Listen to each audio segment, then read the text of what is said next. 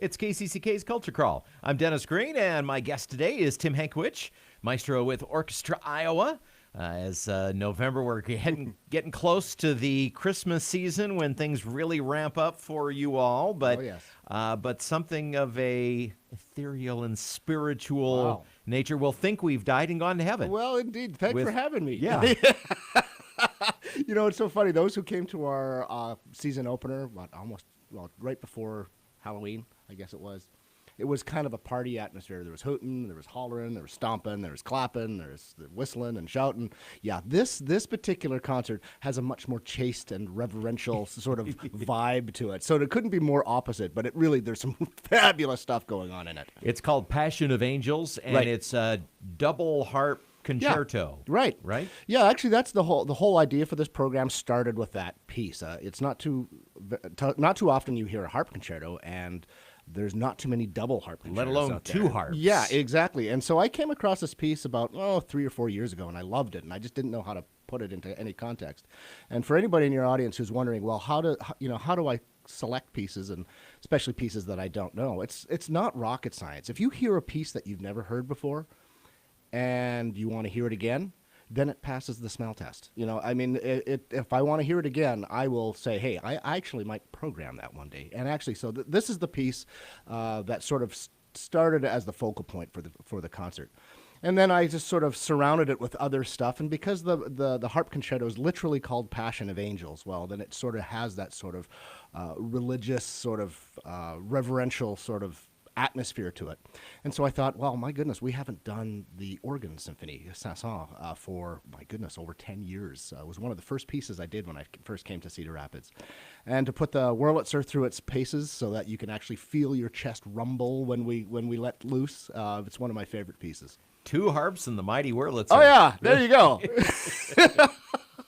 So I assume that one of our harps will be principal harpist Gretchen. Gretchen Brumwell, one of my favorite people. I worked with her as a solo. I work with her all the time, but as a soloist, I worked with her again almost 10 years ago when she performed the Hinastera Harp Concerto, and she is such a great artist. And like I say, the harp is very rarely seen as a solo instrument, and it's sad because it's really a dynamic instrument. And so to have her and Catherine join us to be the second harpist, it'll be great.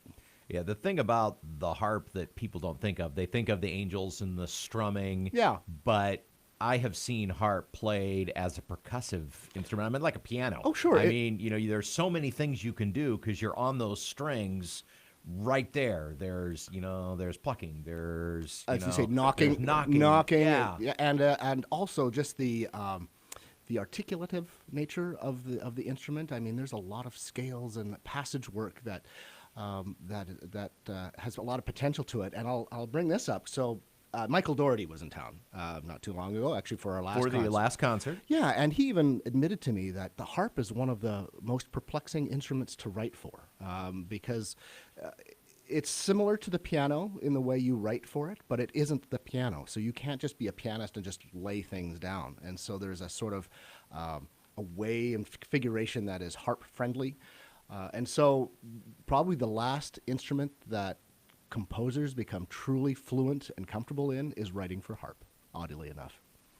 Talking with Tim about Passion of Angels coming up this weekend, Friday and Saturday. Yes, Friday at Coralville Center for the Performing Arts at 7:30, and then we put the Wurlitzer through its paces on Saturday evening at the Paramount. Oh, yeah, so no Wurlitzer, unfortunately, at Coral. But we do have an organ coming in. I mean, Ed Carr, our operations guy, we knew this was going to be a challenge a year and a half ago when we were thinking about this. Ed can find anything.